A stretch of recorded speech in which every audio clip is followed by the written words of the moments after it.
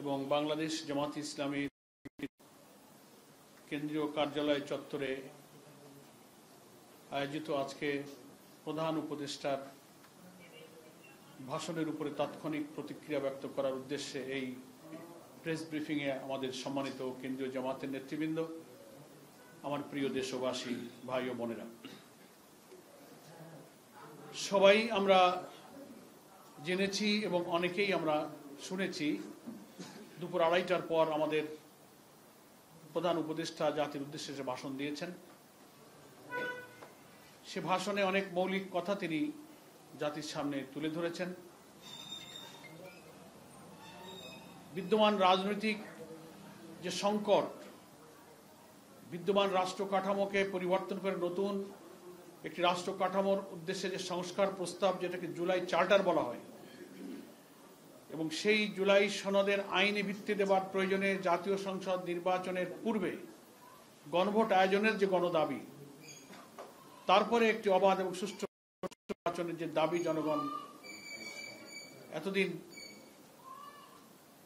অব্যাহত রেখেছে, আন্দোলন করছেন, সভা সমাবেশে জাতীয় নেতৃবৃন্দ সেগুলো সরকার, ঐকমত্য কমিশন এবং দেশবাসীর উদ্দেশ্যে একের পর এক সেগুলো কিন্তু আমরা প্রচার এবং প্রকাশ আমরা অব্যাহত রেখেছিলাম।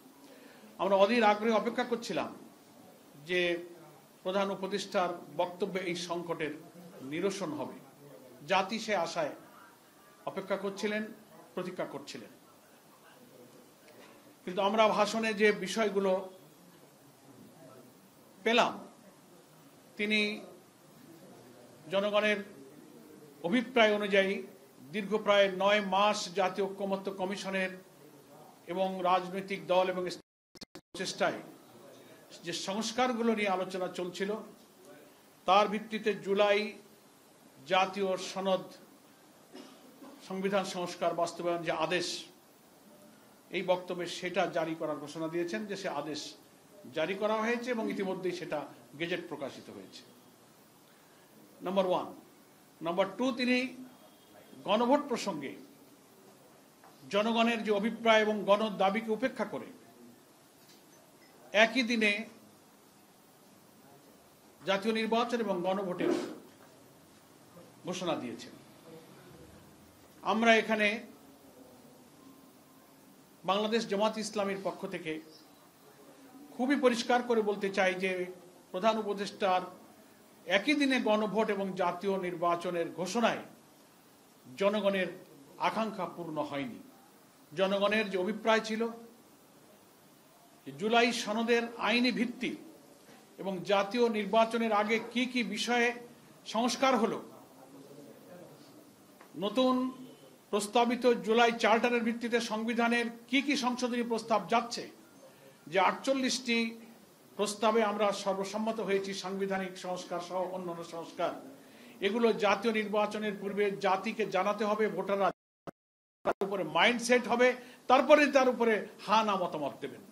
কিন্তু একই দিনে জাতীয় নির্বাচন, একই দিনে গণভোট হলে ভোটার তো সেই জুলাই চার্টার সম্পর্কে অবহিত হয়ে তিনি হা না ভোট দেবার পূর্বে তিনি তো সেটা আগে বুঝবেন, মাইন্ডসেট করবেন।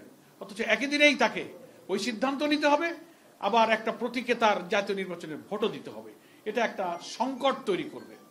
আমরা বারবার অনুরোধ করেছি, যুক্তি দিয়েছি, এটাও আমরা বলেছি যে বাংলাদেশের জাতীয় নির্বাচনের ইতিহাসে কেয়ারটেকার হোক আর যত নিরপেক্ষ নির্বাচনের কথাই আমরা প্রত্যেকটি নির্বাচনে কম বেশি কিছু কিছু ভোট কেন্দ্রে সহিংসতা হয়ে থাকে, বিশৃঙ্খলা হয়ে থাকে। 2-5টা কেন্দ্র বন্ধ হয়ে গেল, গোলাগুলি হলো, স্থগিত হয়ে গেল। তো একই দিনে ভোট হলে এমন ঘটনা তো যে কোনো কেন্দ্রে ঘটতে পারে, 5টা কেন্দ্র বন্ধ হয়ে গেল, তাহলে জাতীয় নির্বাচন প্রতীকের ভোট বন্ধ হলো, সেই দিন গণভোটের এর কোনো জবাব নাই। জুলাই সনদে এই যে 12.5 কোটি প্রায় ভোটার কি কি বিষয় হা বলবে না বলবে, বিফোর ন্যাশনাল ইলেকশন জাতিকে সেটা জানতে হবে, স্টাডি করতে হবে। ইলেকশন কমিশন সেটা পাবলিক করবেন, ওয়েবসাইটে দেবেন, তারপর না এত ক্রিটিক্যাল বিষয়ে তিনি সিদ্ধান্ত নেবেন। অথচ সেই সুযোগ না দিয়ে 2টা ভোট একজন ভোটারকে একই দিনে দিতে গিয়ে একটা সংকটে ফেলে দেওয়া হলো। আমরা যে সংকট নিরসনের জন্য বাংলাদেশ জামাত ইসলামী সহ 8টি ইসলামী এবং দেশপ্রেমিক সমমনা দল দাবি করে আসছি যে এই ভোটটা জাতীয় নির্বাচনের আগে করতে হবে, তাহলে আইনি ভিত্তিটা দৃঢ় হবে। এটা নিয়ে পরবর্তীতে আদালত এবং আইনি ভিত্তি নিয়ে কোনো প্রশ্ন উঠবে না। সেই সংকট কিন্তু রয়েই গেল, এই সংকটটা নিরসন হলো না। এটা হচ্ছে আমাদের জামাত ইসলামের আপাতত প্রতিক্রিয়া। আমাদের একই আন্দোলনের সাথী সহযোদ্ধা আরো 8টি রাজনৈতিক দল ইতিমধ্যেই প্রত্যেক দল তার নিজ নিজ দলীয় ফোরামে তাদের এই ভাষণের উপরে প্রতিক্রিয়া পর্যালোচনা নিজেরা করছেন, এবং পরে আমরা 8 দল সম্মিলিতভাবে আমাদের করণীয় ইনশাল্লাহ স্থির করব। আমাদের শীর্ষ নেতৃবৃন্দ বিস্তারিত পর্যালোচনার পর সে ব্যাপারে আমাদের আরো প্রতিক্রিয়া ব্যক্ত করবেন। এই কারণে যে এই ভাষণের মধ্যে যেমন জুলাই জাতীয় সনদ বাস্তবায়নের আদেশ জারি হলো, গেজেট হলো, তেমনি গণভোট আর জাতীয় নির্বাচন একদিনে হলো। আবার গণভোটে যে ব্যালটে কি কি যাবে সেই বিষয়গুলো যাওয়ার কিছু বিষয় আজকে ভাষণে প্রধান উপদেষ্টা উল্লেখ করেছেন, সেটারও বিশ্লেষণ প্রয়োজন। এই জন্য আমরা জামাত ইসলামী আজ সন্ধ্যায় পরে আমাদের সর্বোচ্চ অ্যাপেক্স বডি নির্বাহী পরিষদ সন্ধ্যা 6টায় আমরা আমাদের এই ভাষণের উপরে মূল বিষয়ের গভীরে আমরা পর্যালোচনায় বসতেছি। সেখানে আমাদের লিগ্যাল এক্সপার্টরা থাকবেন। আমরা আশা করছি বিস্তারিত এই সব বিষয়ের খুঁটিনাটি পর্যালোচনা করে আমরা এ ব্যাপারে আরো বিস্তারিত প্রতিক্রিয়া ইনশাল্লাহ আপনাদের কাছে পরে জানাবো। তবে আমরা আজকে সংক্ষেপে এতটুকুই যে এই ভাষণে একই দিনে গণভোট আর জাতীয় নির্বাচনের ঘোষণা দেওয়ায় জনগণের আকাঙ্ক্ষা পূর্ণ হয়নি। যে সংকটমুক্ত স্বচ্ছ নির্বাচনের আশা আমরা করেছিলাম সে সংকটটাই কিন্তু রয়ে গেল।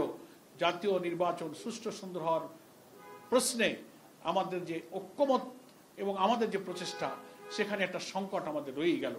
আমি আপাতত জামাত ইসলামী পক্ষ থেকে এতটুকু প্রতিক্রিয়া আপনাদের কাছে পেশ করছি। ইনশাআল্লাহ আমাদের আজকের সন্ধ্যার নির্বাহী পরিষদের বৈঠক শেষে আমরা একটা সময় নির্দিষ্ট করব। আমাদের নেতৃবৃন্দ আপনাদের কাছে বিস্তারিত এই ভাষণের উপরে প্রতিক্রিয়া খোলামেলা বক্তব্য রাখবেন। সকলকে ধন্যবাদ। আপনারা সবাই ভালো থাকবেন। জাতির সকল সংকটে, রাজনীতিতে, দেশ গঠনে, গণতান্ত্রিক সংগ্রামে, নতুন বাংলাদেশ গঠনে আপনারা যেভাবে সাহায্য করছেন, সারা দেশের সংগ্রামী দেশপ্রেমিক জনগণ, জুলাই যোদ্ধা, জুলাই 24-এর গণ অভ্যুত্থানে আত্মদানকারী ফ্যাসিবাদ সকল রাজনৈতিক শক্তিকে আমরা শুভেচ্ছা জানিয়ে আমাদের আন্দোলনের সাথে থাকার জন্য, আমাদের এই প্রিয় জন্মভূমি বাংলাদেশ যেন আর কোনো ফ্যাসিবাদের জন্ম না হয়, এমন একটি রাষ্ট্র কাঠামো আমরা এই নির্বাচনে সংস্কার প্রস্তাবকে সকলের অভিপ্রায়ের মধ্য দিয়ে যেন মেনে নিয়ে গড়ে তুলতে পারি, সবার আশা যেন পূর্ণ হয়, সেই সাথে থাকবেন সেই আহ্বান জানিয়ে আমি আজকে সংক্ষিপ্ত প্রেস ব্রিফিং এখানেই শেষ করছি। আল্লাহ হাফেজ। বাংলাদেশ।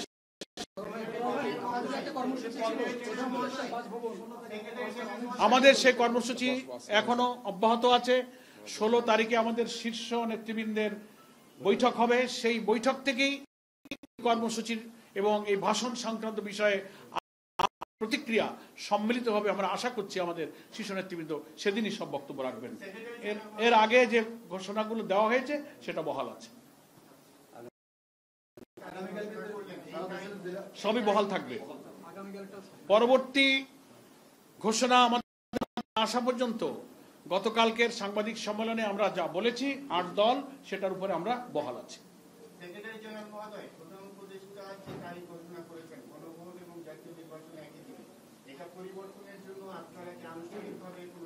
আমার এই বক্তব্যের মধ্যে সব পরিষ্কার হয়ে গেছে, যদি বুঝে থাকেন।